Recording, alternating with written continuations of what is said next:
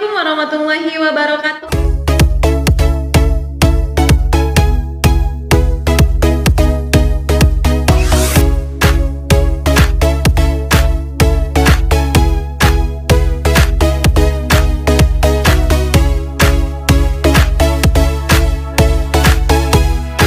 Assalamualaikum warahmatullahi wabarakatuh. Apa kabar anak Umi semua? Selamat datang kembali di Keputrian SMP IT Jabal Nur. Umi harap anak-anak Umi semua di rumah tetap dalam keadaan yang sehat, semangat, dan bahagia selalu. Oke? Fokus sekarang ke keputrian kita. Keputrian kita ini masih sama seperti keputrian sebelum-sebelumnya. Kita laksanakan setiap 1 pekan sekali. Tapi perbedaannya, kalau yang dulu kita live streaming, kalau sekarang enggak. Oke, tapi tetap upload di YouTube Jabal Nur, ya.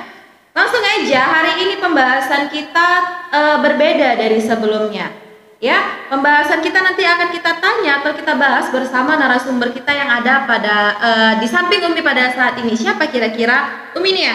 Hai Umi Nia. Hai Umi. Say hello pada anak-anak dulu Mi. Halo anak-anak, selamat keputrian untuk semua. Iya, assalamualaikum anak-anak. Oh iya, kita buka lagi. Assalamualaikum anak-anak. Waalaikumsalam warahmatullahi wabarakatuh. Oke Umi Nia, apakah hari ini Umi Nia bersedia untuk menjadi narasumber keputrian anak-anak kita pada hari ini? Kalau udah duduk di sini berarti saya bersedia. Bersedia ya Mi, bagi ilmu untuk anak-anak kita ya Mi ya. Insya Allah. Iya. Tidak ngawur lah ilmunya. Insya Allah, insya Allah. Oke, udah ada Umi di sini, ada Umi Nia di sini. Sekarang Umi langsung aja kasih tahu nih kepada kalian semua kira-kira apa ya tema keputrian kita pada minggu ini. Tema keputrian kita pada minggu ini Umi Nia adalah tentang batas-batas aurat. Batas aurat. Yes, berarti ini batas sangat aurat. wanita sekali ya. Sangat wanita sekali. Iya. Nanti kita bahas sedikit tentang mana tahu ada anak-anak kita yang laki-laki kan Mi yang ikhwan Iya. nonton. Nanti kita Boleh, kasih boleh. tahu lah batas aurat laki-laki dari mana. Kalau gitu bersedia Umi Nia kita mulai ngasih informasi kepada anak-anak kita? Boleh? Boleh, Iya, langsung boleh. aja. Langsung aja ya. Saya yang bertanya, Umi yang menjawab ya Mi ya. Iya, insya Oke. Allah jawabannya mantap. Kalau itu Mi, sekarang kasih tahu sama anak-anak kita Mi. Sebelum kita masuk pembahasan yang lebih dalam, kita ke awal dulu. Kira-kira Mi Nia, apa itu aurat? Aurat itu sesuatu yang buruk kalau kalian perlihatkan ke orang lain. Nah, jatuhnya bisa jadi dosa nih. Dosa. Berarti aurat itu adalah sesuatu yang buruk ya Mi? Sesuatu yang Sesuatu- buruk. Bagian yang buruk Bagian dari yang dirimu kalau misalnya dilihatkan ke orang lain. Dilihat dari orang lain. Oh, terus Mi, apa aurat itu hanya badan saja? Sekitaran tubuh maksudnya badan? Kalau aurat itu memang kita patokannya ke badan ya. Cuman ada sih yang bilang kayak gini, ngomong tuh jangan nyanyi, jangan suaranya keras, jangan suaranya terlalu lembut, itu aurat. Suara itu ternyata bukan aurat nih. Ada yang bilang kayak gitu ya. Ternyata bukan aurat, itu hanya sebagian marwah dari wanita supaya bisa membatasinya, supaya nggak terlalu ngomong terlalu lembut, terlalu Keras. tegas boleh, cuman jangan cerewet kalian.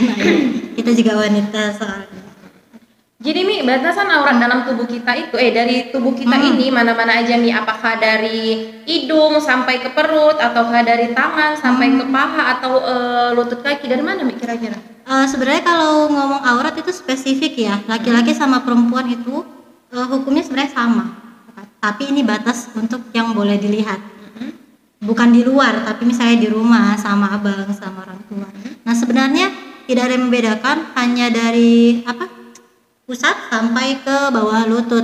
Itu aurat perempuan atau laki-laki Mi? Sebenarnya hukumnya digabung dua, cuman dipisah lagi oleh jumhur ulama kita bahwa aurat perempuan itu lebih dinaikkan lagi. Jadi mungkin dari batas atas dada sampai bawah lutut, sampai ke betis lah, ya gitu. Tapi itu untuk orang-orang yang boleh melihat aurat kita nih. Iya, batas aurat kita di rumah seperti itu. Cuman kalau di luar beda lagi. Kalau yang tidak boleh melihat aurat kita Mi, dari mana batasnya? Kalau misalnya tidak boleh melihat aurat kita, berarti batasnya itu cuma sampai wajah sama kedua telapak tangan. Wajah dan kedua telapak tangan. Iya, wajah dan kedua telapak tangan. Punggung tangan Mi? Ini Boleh. juga termasuk, ini boleh. Ini boleh ya? Kayak Nah, mana ini kita punggung tangan boleh. kita ngebuka ini tapi ini masih ketutupnya Mana tahu Mi ada model baju yang dia panjangnya sampai sini Mi, tutupin atau aja. handsocknya cuma sampai gini aja ya. Makanya Mi, anak-anak kita di sekolah kita wajibkan untuk memakai kaos kaki, Iya. memakai handstock, benar Iya, ya Mi ya? betul sekali. Memakai jilbabnya yang panjang juga ya Mi. Iya, jangan sampai ngebentuk juga sebenarnya. Harus menutupi dada. Sama jangan sampai nerawang gitu. Nggak boleh nerawang. Oke, Ah. gitu. Terus Mi, saya mau tanya lagi nih biar anak-anak kita paham. Batas menutup aurat itu dari ujung kepala Iya. sampai ujung kaki kecuali wajah dan telapak tangan. Iya. Tapi Mi, dia menutup aurat. Pakaiannya pakai kaos yang ketat, pakai Aduh. celana jeans. Boleh nggak Mi? Tapi kalau mereka berdalihnya ya kan yang terpenting kan menutup aurat Mi. Kepalanya tertutup, tubuhnya semua tertutup. Boleh? Sama aja kan bentuknya nampak. Ya Oh. kan, bentuknya kelihatan. Kita kan menutupin itu berarti artinya kita supaya kita terhindar dari pandangan orang lain. Nah, kalau tidak. misalnya masih nepak-nepak gitu kan, Bi, sampai dari tangan nepak semua, kaki nepak semua, ya sama aja jadi perhatian orang juga. Dan terakhir dilihat orang juga. Sedangkan aurat itu kan tadi adalah sesuatu yang buruk untuk dilihat orang lain. Oh gitu ya Mi. Itu ya nak, dipahami ya nak. Jadi aurat itu adalah sesuatu yang buruk untuk dipahami. Ya, kalian harus benar-benar pandai memahami bagaimana aurat, di mana batas aurat. Kalau kalian menutup dari ujung kepala sampai ujung kaki, tetapi pakaian kalian membentuk, Iya. Mi kan haram kan Mi bagi wanita yang berpakaian seperti laki-laki, contohnya Iya. memakai celana, benar. Karena itu membentuk tubuh mereka ya Mi. Sebenarnya kalau untuk celana fashionnya kan baru-baru aja, Yes. ya kan?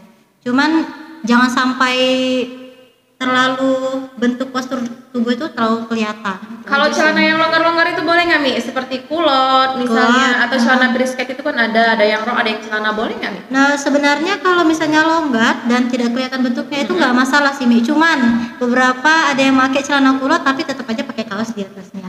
Kan berarti lekukan di belakangnya nampak ya. Itu juga nggak boleh. Kemudian ini satu nih yang paling berbahaya dari wanita-wanita lain. Kalau misalnya dia sudah pakai jilbab nih, sudah pakai songkok, sudah pakai handsock, sudah pakai semua udah cantik. Tapi cepolannya segini nih. Mi, Ya kan? itu kayak orang ini kayak ngadatnya segini tuh, nggak Ah, boleh ya? Cepolannya segini. Sedangkan kita kan nggak boleh membentuk. Ada satu hadis yang bilang tidak boleh wanita sampai terlihat seperti punuk unta. Nah itu salah satunya. Jadi Mi, rambut, bagian rambut. Di sini kan ada rambut, ada anak-anak rambut banyak gitu kan. Apa namanya nih Mi? Jambang. Jambang. Anak-anak zaman sekarang saya perhatikan di sosial media itu banyak sekali yang mereka berjilbab atau berkerudung mengeluarkan anak-anak rambutnya di pinggir-pinggir sini. Itu Enggak, boleh nggak, Mi? bukan hanya anak rambut aja. Mereka sampai ke belakang banget tuh pakai jilbabnya kalau ngikutin Iya, karena fashion. poninya keluar, Poninya Mi. keluar ya kan. Boleh. Itu gaya apa sebenarnya saya juga nggak tahu ya. Nggak boleh dong, Mi. Kita pakaikan konteks halal dan haram. Iya. Kalau rambutnya keluar berarti haram ya Mi ya. Haram. Oke, batas rambut itu sebenarnya nih di sini kan ada batas sampai ujung anak rambut. Nah, di sini tuh masih ada anak rambut. Tolong yang pakai hijab itu agak ke depan sedikit, jangan ke belakang segini. Ada kupingnya mau kelihatan Iya, supaya tahu nggak Mi, ada fashion yang pakai anting-anting, udah pakai jilbab pakai anting-anting terus kelihatan bagian kuping. Iya, kepala ada anting-anting khusus untuk di luar jilbab. Iya, padahal di sini ada yang langsung dijepit, di sini ada ya. Iya. Tuh nah, jadi rambut anak rambut yang di jambang sini haram untuk kalian perlihatkan ketika kalian memakai kerudung. Beda ya sama rambut alis ya, Mi? Beda. Kan nggak mungkin juga kan Mi ditutupin aja jilbabnya sampai alis ini kan, Mi? Nggak boleh kan? Sebenarnya ya sah-sah aja sih, Mi. Cuma kan aneh dilihat kan, Mi. Dan agak ribet juga ya, Mi. Bayangin aja kamu pakai anak jilbab sampai ke sini bawa alis kayak gini, ya Allah apa jadinya ya, Mi ya? Cuman ada beberapa sih yang Ada beberapa yang yang bercadar. bercadar cuma kan sampai sini. Mi yang bercadar, Mi. Kalau nggak bercadar dia ditutupi sampai sini kan lucu jadinya. Ada sih Mi, ada sih Mi. Kalau saya Astagfirullah, lihat siapa ya itu? mungkin teman-teman saya banyak Mi, cuman kan memang mazhab yang diikuti juga berbeda-beda ya kan. Ada yang bilang pakai cadar itu wajib, ada yang bilang sunnah. Cuman kita ikutin jumhur ulama yang besar aja bahwa batas aurat itu dari wajah sampai telapak tangan aja. Dua telapak tangan. Saya jarang sih lihat sebenarnya ada yang pakai anak jilbab seperti itu. Ya, Mi. Berarti Umi kurang main-main Umi. Kurang main-main saya, Iya. kurang jauh. Kurang enak. Oke, Mi, tadi kita udah bahas apa itu pengertian dari aurat. Terus kita bahas batas-batas aurat yang ada di tubuh kita, pria maupun wanita. Iya. Sekarang saya ingin bertanya kembali nih, Mi. Boleh? Boleh. Kira-kira Boleh, nih kalau siapa sambil saja duduk. sih yang boleh melihat aurat kita? Oh, aurat ya. Kan tadi udah dibatasin ya kalau wanita itu Iya. sebatas di atas dada sampai di bawah betis. Nah, itu cuma boleh dilihat untuk yang mahram sama kita. Yang mahram. Iya, sebelumnya yang mahram itu berarti yang nggak boleh kalau misalnya perempuan tidak boleh kita nikahi, untuk laki-laki juga seperti itu, tidak boleh dinikahi. Jadi mahramnya itu kalau misalnya wanita berarti ayahnya masih boleh nih. Kan di rumah wajar ya Mi ya, kita pakai baju rumah, keliling rumah, tapi isinya tuh paling ayah, kakak laki-laki, adik laki-laki, ya kan. Kemudian kalau misalnya tinggal sama kakeknya kakek.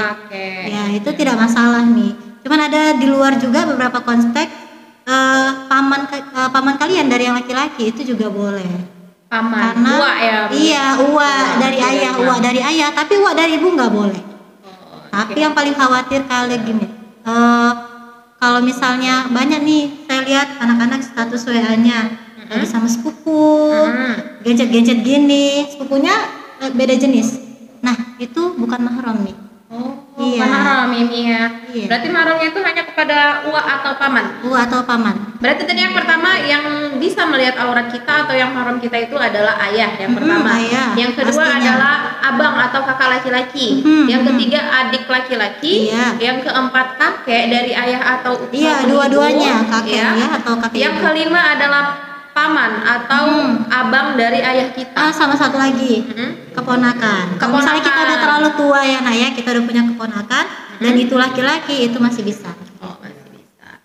Mi, apa perbedaan mahram dengan muhrim? Jadi mulai sekarang anak-anak kita itu nggak salah penyebutan kan? Malah sekolah di Jabal Nur masa salah penyebutan antara mahram dan muhrim. Nah kalau mahram itu yang seperti saya jelasin. Tapi kalau misalnya muhrim, kalau kita kan taunya muhrim kalau bukan muhrim. Gitu ya. Jangan dekat-dekat, jangan yang bukan muhrim. Iya benar. Tapi ternyata salah nih. Yang muhrim itu yaitu orang yang sedang umroh ataupun haji pakai pakaian ihram. Itu muhrim. Muhrim adalah seseorang yang memakai pakaian ihram pada saat dia sedang haji.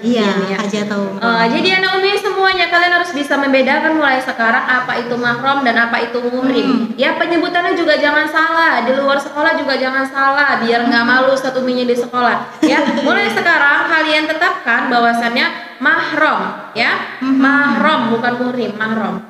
Ya Mi ya? Iya betul. Terus Mi ada juga yang nanya, kan aku masih kecil belum punya aurat lah. Kayak gitu ya? Ada ya yang bilang kayak gitu. Nah sebenarnya untuk batasan aurat itu beda-beda ya setiap mazhab ya. Cuman lebih besarnya bilang bahwa perempuan itu dibatasi sama menstruasi. Kalau misalnya laki-laki itu tahu sendirilah ya. Untuk pembahasan keputraan nanti. Yang menstruasi ini juga terbagi-bagi kan, ada yang menstruasi cepat, ada menstruasinya lama. Jadi ada juga mazhab dari Hanafi yang bilang kayak gini nih, mulai dari 0 sampai 8 tahun itu kan masih anak-anak kalian ya, itu katanya nggak punya aurat. Tapi untuk lingkungan keluarganya, nah mulai dari 9 sampai 12 itu udah ikut aurat orang dewasa.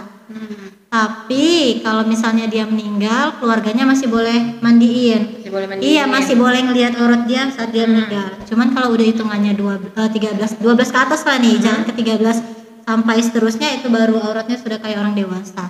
Jadi hati-hati sama batas-batas aurat kalian dan juga batas umur kalian di rumah. Apalagi kalau yang punya adik nih.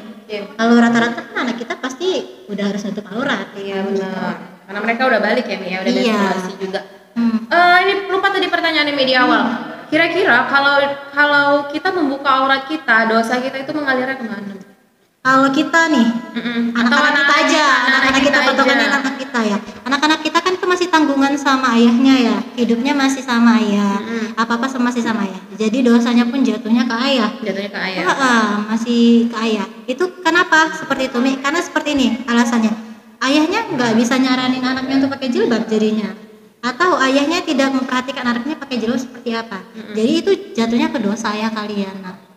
Jadi jatuhnya dosanya ke ayah ya Mi. Makanya kita kayak nyumbang dosa gitu jadinya. Makanya kalian harus berhati-hati mulai sekarang memperlihatkan aurat kalian ya. Kenapa? Karena kalau kalian memperlihatkan aurat kalian, itu nanti jatuhnya dosanya itu kepada ayah kalian mengalirnya ya Mi. Jadi kita bersedekah dosa, ya ampun, nggak kebayang gimana sakitnya hati ayah kalau dia tahu setiap hari anaknya membuka aurat, tapi anaknya itu menyumbangkan dosa, bukan menyumbangkan pahala ya Mi ya. Nyumbang yang baik aja kita jarang. Masa tiba-tiba nyumbangnya dosa. Kaget ayahnya Mi ya kalau seandainya tahu. Gitu. Iya, apalagi ya untuk kalian semua berhati-hatilah pada saat kalian memposting foto kalian di sosial media, terutama kalau kalian membuka aurat. Kenapa ya Mi ya? Karena kan kalau misalnya amit-amit ya, mudah-mudahan tidak terjadi, kalian meninggal, tapi kalian ada pasang foto kalian tidak memakai jilbab atau menutup aurat di sosial media, ya Mi. Dan teman-temannya atau keluarganya itu nggak tahu katasan di handphonenya, katasan di sosial medianya. Bertahan selama-lamanya. Siapapun yang melihat foto kamu di sosial media ya Mi atau video kamu, itu akan menjadi dosa jariah ya Mi. Dosa jariah kita bilangnya seperti itu ya Mi. Karena dia dosanya mengalir dan mengalir terus Mi.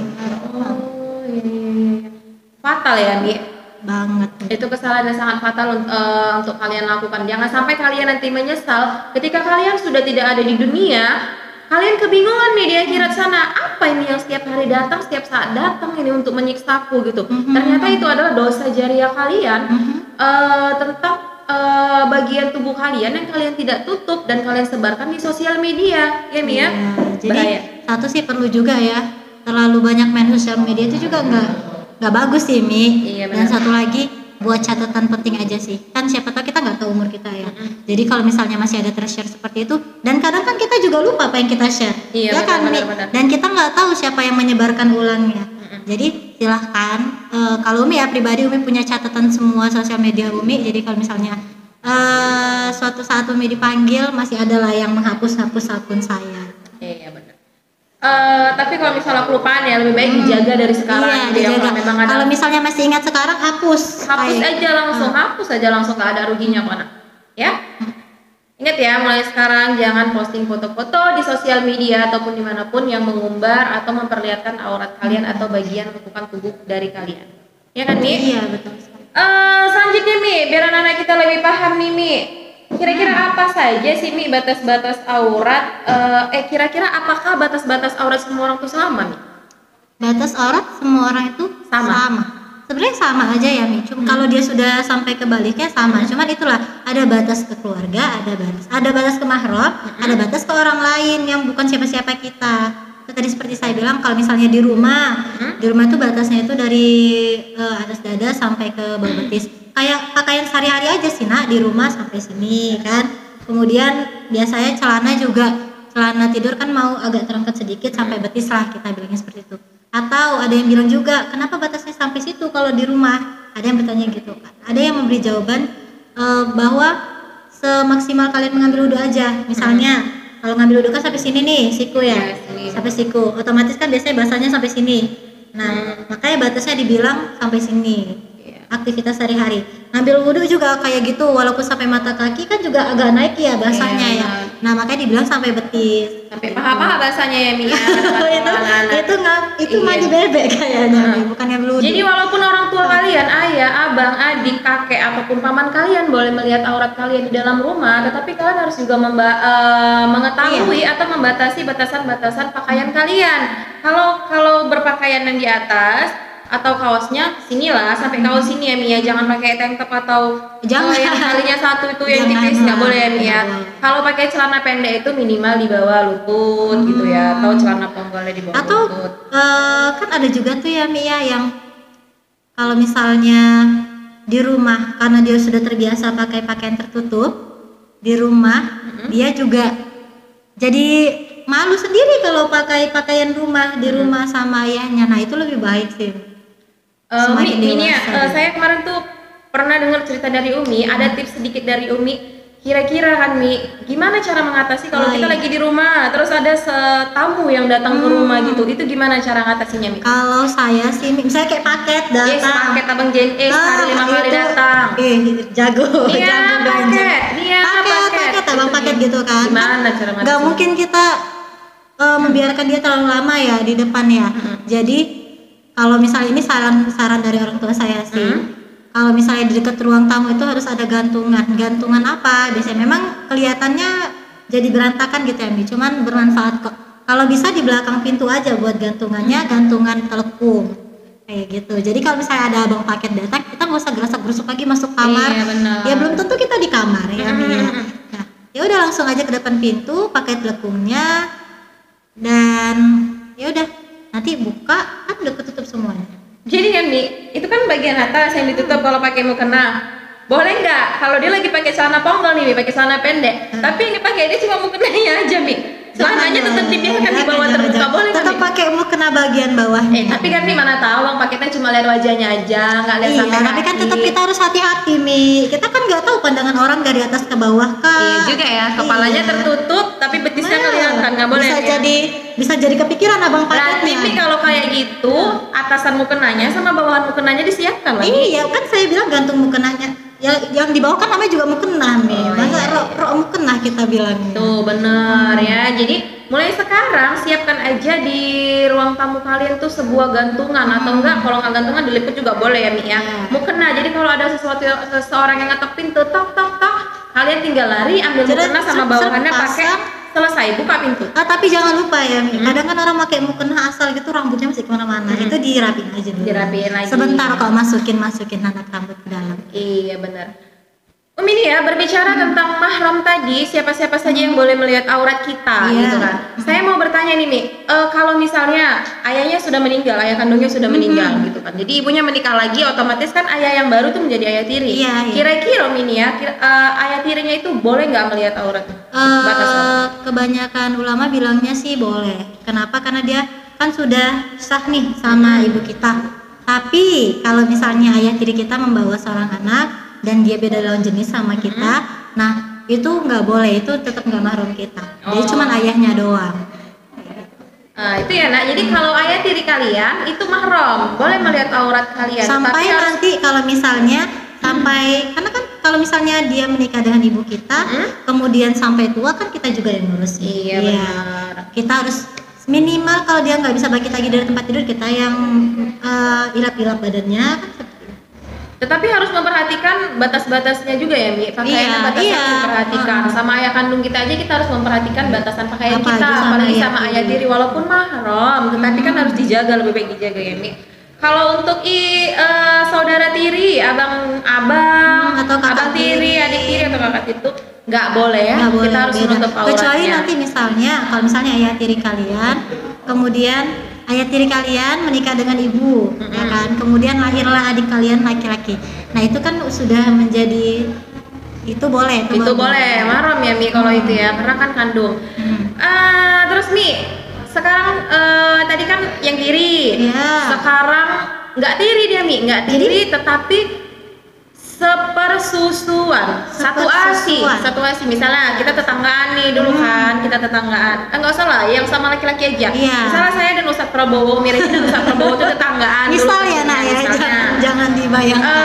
Lahirnya sama nih tanggalnya, tetapi asinya dari ibu Ustadz Prabowo tidak keluar gitu. Jadi Ustadz Prabowo asi atau minum Disusuin susunya disusuin sama ibu ibunya Mireni. Mireni gitu kan. Itu kira-kira menjadi mahram atau enggak sih? Kalau dari hukum seharusnya jadi mahram, jadi mereka jadi saudara sepersusuan. Hanya saja yang namanya saudara persusuan itu punya beberapa syarat supaya bisa jadi saudara sepersusuan. Jadi kalau misalnya ada yang bilang bahwa kalau misalnya Ustadz Prabowo tadi tidak disusui Ibu Umi sampai 5 kali, itu belum jadi saudara sepersusuan. Oh ada itu kan ada seperti itu. Bukan berarti sekali teguk udah jadi saudara sepersusuan. Tetapi kan nih kalau sudah yang namanya menyusu atau minta ASI dengan ibu yang lain gitu kan, sehari kan bisa sampai 3 kali, sehari 3 kali aja, 3 hari udah melewati 5 kali ya. Biasanya seperti itu. Bahkan Mi Rasulullah kemarin juga ada ibu susunya kan Mi. Siapa Mi ibu susunya? Loh, ini pertanyaan saya. Iyalah.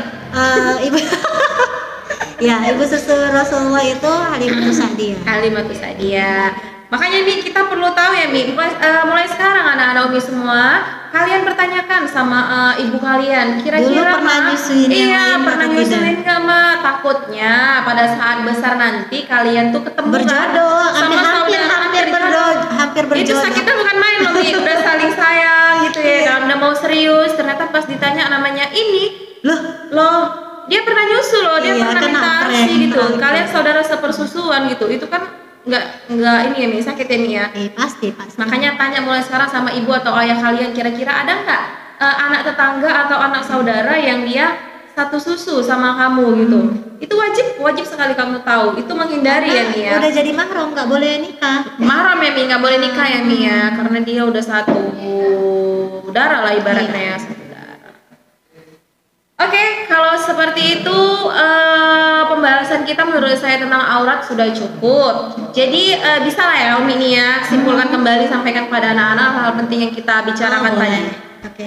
Nah, untuk anak-anak semua kita bahas kembali, aurat itu adalah sesuatu yang buruk untuk dilihat orang lain atau setidaknya lawan jenis di luar. Nah, kira-kira batas-batas aurat itu sampai mana sih? Kalau misalnya batas awalnya sih sebenarnya dikatakan bahwa dari pusat sampai lutut, cuman hanya saja dipisah kembali laki-laki dan perempuan. Kalau misalnya laki-laki itu yang tadi yang dari pusat sampai lutut, kalau misalnya yang perempuan dari atas dada sampai bawah lutut. Nah, itu untuk yang mahram, yang boleh melihat batas aurat kita. Kalau misalnya udah keluar, udah main keluar, udah bukan mahram kita yang lihat, ya sekolah lah, anggaplah ke sekolah, yang boleh melihat kita itu hanya boleh melihat wajah sama kedua telapak tangan, termasuk punggung tangan. Oke, selanjutnya Mi, tadi siapa-siapa aja Mi? Ada 5 orang yang boleh melihat aurat kita atau mahram kita. Yang pertama itu ayah, penting ya. Kemudian kalau misalnya punya kakak atau laki-laki, kandung. Nah itu juga boleh. Kemudian kakek dari ayah atau ibu. Kemudian paman dari ayah, hanya dari ayah. Paman hanya dari ayah. Kalau paman dari ibu itu udah bisa. Tadi saudara sepersusuan juga. Iya, saudara sepersusuan. Pun ayah tiri kalau sudah sah menikah dengan ibu kita. Keponakan, iya. Ada kan kita sebesar ini mau keponakan kita hampir sama ya besarnya ya. Ada yang kayak gitu ya. Ya itu keponakan juga boleh, karena dia termasuk anak kita. Kalau dari nasab sudah masuk anak kita. Kemudian saudara sepersusuan tadi udah. Tadi saudara sepersusuan udah. Nah itu. Kemudian batas aurat itu dimulai dari kalian mulainya itu dari masa menstruasi atau pubertas anak-anak. Sudah balik ya Mia? Iya sudah balik. Tapi ada yang bilang kayak gini nih, mazhab Syafi'i bilang kalau misalnya di atas 4 tahun itu harus sudah menutup aurat. Jadi misalnya kalau 0 sampai 4 itu masih dianggap anak bayi. Nggak ada aurat sama sekali, nggak ada batas sama sekali nih. Kalau misalnya 4 sampai sebelum menstruasi itu auratnya seperti di rumah tertutup sampai ini, di luar. Cuman kalau sudah balik baru. Oke. Jadi itulah tadi kesimpulan kita tentang pembahasan kita pada hari ini, batas-batas aurat. Jadi mulai saat ini, setelah keputrian ini tayang di YouTube, kamu harus benar-benar menjaga aurat kamu dan kamu harus menjalankan apa-apa saja pesan yang disampaikan oleh Umi Reni dan Umi Nia tadi. Ya, kalau ada amanat segera dijalankan. Iya, amanatnya yang paling penting adalah sosmed. Iya. Karena kan kalian menonton, kalian tahu itu ilmu, ya. Kalau tidak kalian terapkan, jatuhnya dosa ya, Mia. Iya, kan udah tahu. Iya, karena kan udah tahu kan nih. Sebelumnya oke lah, masih kurang banyak mengetahui, tapi sekarang sudah banyak dikasih tahu. Kalian sudah tahu aurat itu apa, makanya kalian harus menjaga mulai sekarang aurat kalian, aurat kita juga ya Mia, Umi juga menjaga auratnya. Baiklah Umi Nia, pembahasan kita sudah selesai. Terima kasih banyak kepada Umi Nia yang sudah mau meluangkan waktunya sedikit untuk memberi ilmu kepada anak-anak kita yang ada di rumah untuk keputrian. Terima kasih juga untuk Umi Reni yang sudah mengundang saya di sini. Iya ampun, iya nanti kalau lain kali kalau diundang mau ya Mi? Iya, atau kadang-kadang bisa jadi saya. Iya, tukeran nanti saya narasumbernya Umi saya hostnya. Iya, boleh. Yang penting semoga kita dikasih kesempatan lagi untuk memberikan informasi kepada anak-anak kita di rumah ya Mi. Iya, insyaallah diberi umur panjang lah ya. Amin ya Allah. Memberikan pengetahuan. Oke, setelah kalian selesai menonton tayangan keputrian ini, jangan lupa untuk kalian pindahkan materi apa yang disampaikan sama Umi Nia tadi dalam keputrian ke dalam buku keputrian kalian atau jurnal keputrian kalian. Apalagi udah dikasih tahu, ditulis, harusnya dilaksanakan. Iya, udah dikasih tahu, sambil kalian nulis pasti kalian tuh otomatis ingat apa yang kalian tulis. Jadi kalian laksanakan lah ya. Jangan lupa tugasnya nanti dipindahkan ke jurnal keputrian ya. Terima kasih sekali lagi kepada Umi Nia atas waktunya dan kesempatannya. Iya, kepada kepada anak-anak Umi di rumah. Terima kasih telah meluangkan waktunya untuk menonton keputrian kita pada minggu ini. Semoga bermanfaat lah. Semoga bermanfaat apa yang disampaikan, semoga bermanfaat ya. Kalau seperti itu selesai sudah pertemuan keputrian kita pada minggu ini. Sampai ketemu di pertemuan keputrian berikutnya. Terima kasih kepada anak-anak Umi. Tetap stay tune di YouTube SMP IT Jabal Nur atau Janur Biru. Umi tutup, wabillahi taufik wal hidayah. Wassalamualaikum warahmatullahi wabarakatuh.